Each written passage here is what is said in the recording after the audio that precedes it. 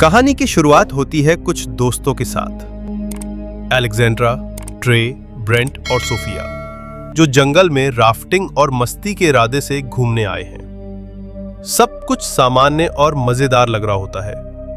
ये चारों नदी में तैरते हैं, मस्ती करते हैं और रात में कैंप करते हैं। अचानक एक भयानक हमला होता है। एक विकृत चेहरा वाला नरभक्षी, जिसे थ्री फिंगर के नाम से जाना जाता है, उन पर हमला करता है। सोफिया और ट्रे की बड़ी ही बेरहमी से हत्या कर दी जाती है। ब्रेंट भी मारा जाता है। सिर्फ अलेक्जेंड्रा किसी तरह भागकर जान बचाने में सफल होती है। वहीं दूसरी ओर जेल विभाग कुछ खतरनाक अपराधियों को दूसरी जेल में ट्रांसफर करने की योजना बनाता है।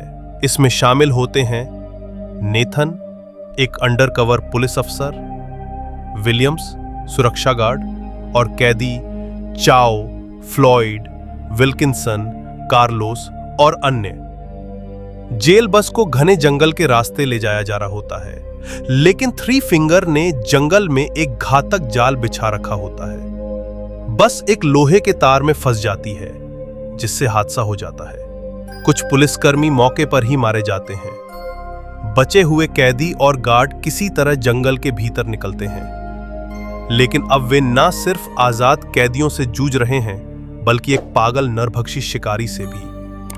जंगल में अलेक्जेंड्रा घायल अवस्था में कैदियों और गार्ड्स के दल से मिलती है।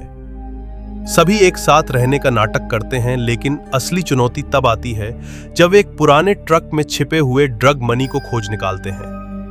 कुछ कैदी पैसे लेकर भागने की योजना बनाते हैं, तो कुछ केवल जिंदा बचने की कोशिश में लगे रहते हैं। थ्री फिंगर धीरे धीरे एक एक करके सभी को अपने जाल में फंसाता है। उसकी हत्या करने की शैली बेहद क्रूर और दर्दनाक होती है। कोई तीर से मारा जाता है, कोई जलाया जाता है, तो किसी को चीर दिया जाता है। इस बीच कैदियों के बीच भी मतभेद और विश्वासघात शुरू हो जाता है।